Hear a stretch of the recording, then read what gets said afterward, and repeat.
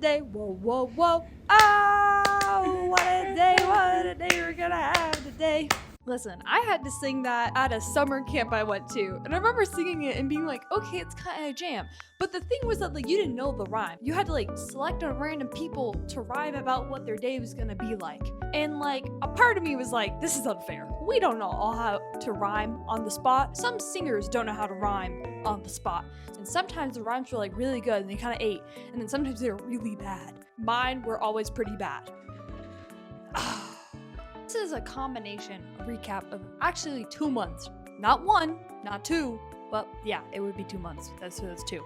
I just didn't do last month. I didn't forget. It was at the back of my mind, but I didn't know what to film, right? Usually there's something that like something big or there's a thesis to the month and like nothing really happened. Like a ton of little things happened, but nothing different, nothing new. And then this month happened, month 6, which saying that I'm up to month 6 in college like actually gives me anxiety. Month 6, oh my god. Everything could happen in like 1 month. Literally everything changed in a week. Now I'm gonna talk about it in a video and like process my emotions while I'm explaining it out loud because I haven't really been able to process my emotions because I'm busy going on with the thing. Right now, it is 7:30 at night. Listen, I went through month 5 of college. Everything was fine. Here's a little funny fact. I might not be in college next year.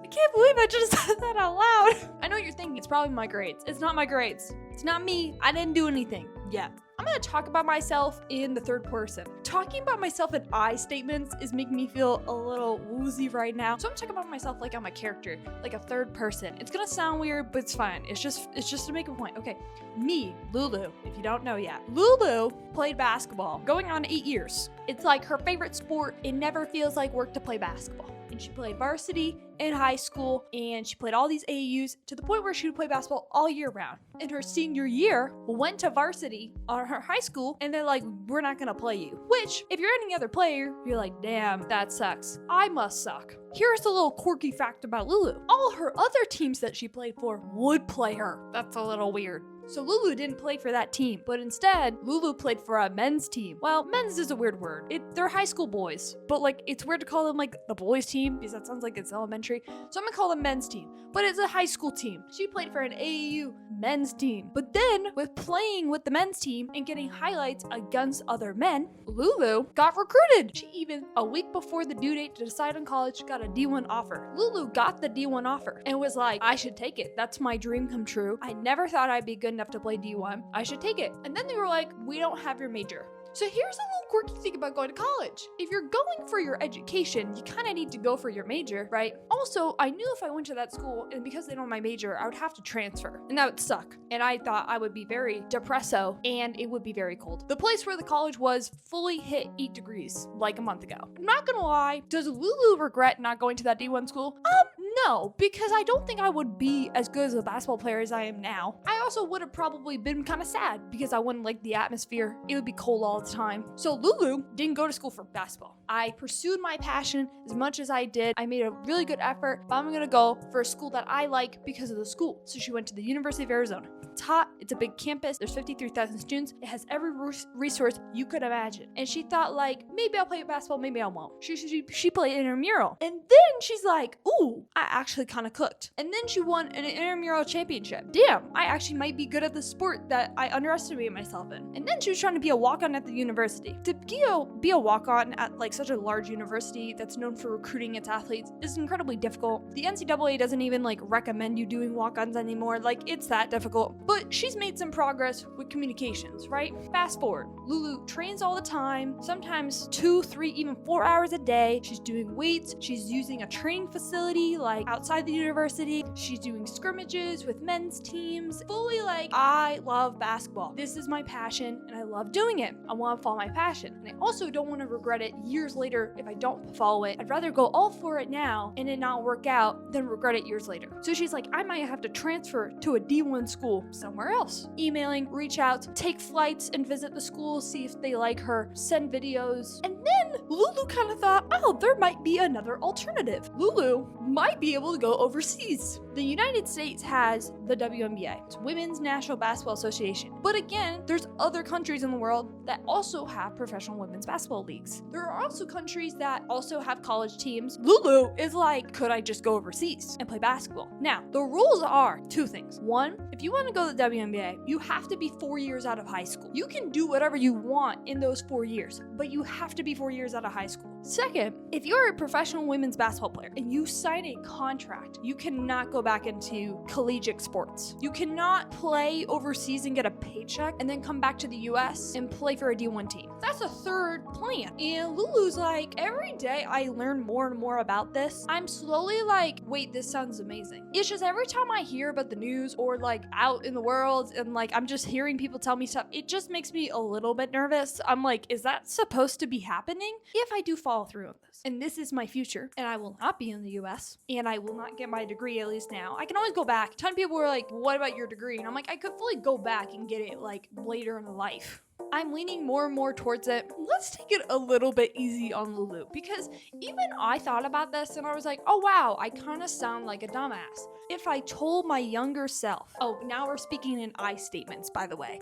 Hey, by the way, you might just end up not, like, you drop out of college, like, you don't even get your degree, and, like, you fully play basketball in a different country. I think I would be, like, really taken aback, because going into college, I had, like, 18 college credits out of high school, from, like, APs and dual enrollment and summer programs. Like, I remember, like, we would have, like, college advisors from universities come and, like, give us, like, talks and, like, pitch the college to us. I think I went to, like, 12 of those or something. Like, I was just so interested in college. Ever since I was in like the 8th grade, I've known like what I wanted to be. I think as someone that was always so sure of like what I wanted to do, where I wanted to go, I think I just would have been surprised. Like if I told myself like, hey, you might not really like college as much as you hyped it up to be. But I will say, a part of me is like worried that I'll be like, oh, did I waste a year of my life? Here's my thing. Everyone is at their own pace. It's okay if like a year of my life I need to like go to college, experience it, and also learn things about myself and the people around me, right? Like that's okay. I don't think it was a waste. No, I got the college experience, made friends, and like had a good time, and like went to the social events, participated in the local sports, and went to all these cool events in the area. Like I'm fully living the college student life. Like I'm not experiencing college. I'm just experiencing it to the fullest, and I'm just like, is this what I want? I saw people my age do the most like academically for like actually no reason. Like I was like, okay, I understand if your parents are pressuring you, but like what if they aren't and you're just doing it for yourself? I knew people that had like college advisors helping them get into the best school when they're a freshman in high school. I knew people that took like 6 APs or like 8 of them and like took the hardest classes and like were the most academically rigorous. And like sometimes I would ask them like, hey, why do you do it? Just because, like, I do it. Like, I don't know what else this would look like. You finish high school, you go to college, you get your degree, and then you get a job after, and you work your entire life, and then you can buy a house and get a car, and you can retire, and you have your family, and that's kind of it. And then, you know, with your family, you move back to the suburbs, you move back to your town. Like, I think a lot of people get obsessed with results. It's not a bad thing, but if the results are going to be dependent on the process, like, focus more on the process rather than the result. That's what I'm trying to say. I don't know how far I'm going to get with basketball, but I know that basketball doesn't feel like work and that I love the process. And if I can just focus on that for right now, the rest will just figure it's like it'll eventually all figure itself out. But I don't really need to worry about that now because I'm just in the process, right? Like if everything in my life is based off results, then I'll just feel empty because I'll get the result and I wouldn't have actually experienced anything to get there. I kind of cooked with that. Is school making me happy? It's school. I've been in school since I was in pre-K. Like I've just never lived my life not being in school and not spending my summer getting ready for the new school year. If basketball was my job, like 24/7, oh my God, I would love my life so much. I wake up and then I work out 6 hours a day and then I go to bed. Like that's my job. The thing I love doing is my job. I don't have to worry about like a test. My homework would be to like watch film, watch basketball. Yo. I think also I told some people the idea and they were like, well, it's really valuable and secure to have a degree. Listen. I'm not saying this to anyone that hasn't gone to college, dropped out of college, or is in high school and thinking of going to college. This is just a thought in my mind. There's still a chance I will stay in this university or go to a different university. Going to college, I feel like, is not as important as it used to be. Hear me out. There are so many ways to obtain education now. In a modern era with AI, online colleges, and colleges across the entire world. Also, there are some jobs that prefer experience than college, like apprenticeship, internships, experience. Like, I'm constantly seeing more and more news stories about how college degrees are becoming less valuable because now the market of employees is being overpopulated with degrees. Like, having a college degree now is kind of just the bare minimum. Usually having a college degree used to be like a thing of like somewhat privilege, or it shows that you are esteemed, or it gives you more credibility. But now, because there are so many people with college degrees, the market to get a job is becoming more competitive just because the generation is becoming more educated, which is a good thing. How you get your degree and where you get it, I think, is solely dependent on what you want your job to be, right? That's why I didn't really care to go to an Ivy or try to get into like a really good school, because I'm like, my degree doesn't necessarily need it. If I was like, I want to be an engineer, I would probably try to get into freaking MIT when I was a freshman and like start planning my life to get into MIT. But like, I want to be a teacher. I could go anywhere. Like, anywhere but the D1 school I got into. Also, I can go back to college in any point in my life. There's no age limit on college. Also, I'm gonna say something. If you feel like community college or an online degree are not equivalent of going to school in person, I'm gonna tell you something very honest. Do not feel insecure. Do not feel insecure. Most of my classes, everything is online. All the slideshows online. All the material online. Textbooks online. You don't even need to purchase textbooks anymore. Pay a subscription, and literally every textbook you need for the semester is included in that subscription. Like, a lot of lectures are now recorded. And the fact that so many people use AI, even professors are now incorporating AI with their lessons and with the homework as like a part to use it because they just know students are going to use it. Like, technology is so integral to education that it's kind of taking over college courses. Like, I cannot name you a single college course that I'm taking that I don't need my computer for. If you feel like you're like, oh, I'm not doing good as a college student, or like I'm not doing the right thing because I'm in an online class or I'm in community college, girl, relax. You're so good. You're doing better than most. Like, I don't know, this idea that you have to do college for 4 years right after high school and you need to go into like a STEAM university, I'm like, it's all depending on the person, right? It all depends on the person and their circumstances. Every day that passes in the thought of me not living in the United States, it kind of makes me happy. It's a little strange that I don't know where I'm gonna live in the next 3 months. Like, before I came to this realization, creating more options and opportunities for myself, I fully had like an idea of where I was gonna live, my apartment. Like, I had this whole plan. Fully in a week, that plan just like disappeared. I'm like, weirdly enough, I think if any person was like, I don't know where I'm gonna live in the next 3 months, they would be a little nervous, a little scared. Honestly, it's kind of exciting. I'm like, I don't know where I'm gonna live in the next 3 months. I don't know what state I'm gonna live in. I don't know what country I'm gonna live in. I don't know anything. I don't know if I'm gonna have to learn a new language in a couple months. Like, I don't know anything. Which I think if like this was me in high school, like I'd kind of freak out a little. Like, I'd be like, dude, what am I gonna do?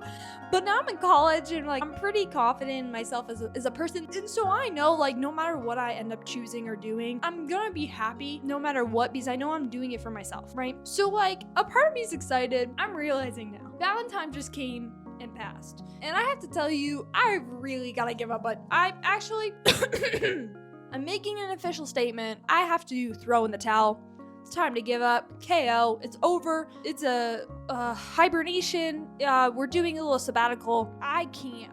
I'm out of the dating game. It's over for me. Literally, my friend the other day was passing by. She was like, "Oh, girl, like when you start dating someone," and actually gave me a little bit of like heart palpitations. Like, I was so nervous, and it was the first time like I ever felt that way about like maybe in the future dating someone, because I was like, how am I supposed to date another human being, and I don't know where I'm gonna live in the next 3 months?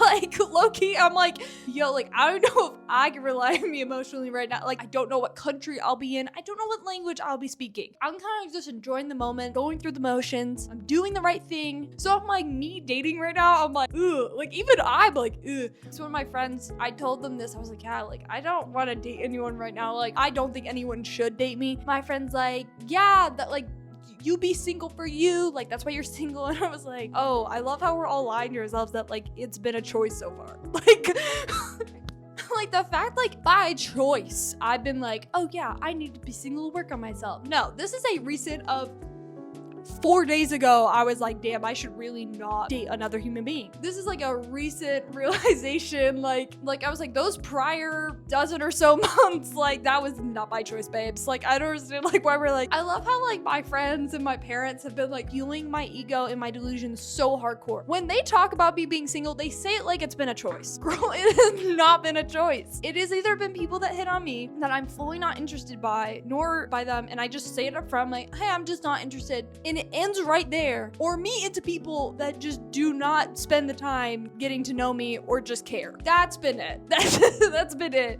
Me talking about dating to a camera to put on YouTube while I'm like considering where I'm gonna live is just like funny to me. It's just goofy. It's like funny. The fact that I've been in like talking stages in college and people like commit to the bit. Fully people go through a talking stage, schedule a date, plan the place, the time, and then either ghost you or switch up on the plans last minute and then ghost you. Yo, I like, you know, someone has too much free time on their hands when they're like fully having a talking stage with a person they have no interest in actually committing to. That's crazy. I don't got that time. The reason I'm talking to you is because I'm assuming it's gonna go somewhere. They are investing, they are creating characters and timelines and in emotional investment. And I'm like, damn, these people are gonna be the future writers of our TV shows. They are investing so much emotional depth into people in situations, and then like nothing occurs from it. I'm not even upset when it happens. I'm more just surprised. I don't know why I included that in the video. It's not relevant to this month or last month. It just happened quite a few times since I've been in college. And I just thought it was funny to talk about. Basically, I made a video, right? And it got like a lot of views. And I guess my parent didn't realize that my video got that many views. It got like 13K or something. It's literally me talking about my professors in a very vague description with SpongeBob characters in my month 3 video. And I was surprised it got so many views because the mic wasn't working. And then like 13,000 people like watched it. And I was like, yo, like y'all are brave, because I would not watch a video with that poor of a mic. Basically, one of my parents was like, and they were like, what? Like, I can't believe 13,000 people watched you like make a video with like SpongeBob characters. And I was like, yeah, I made that video Thanksgiving night with a mic that didn't work.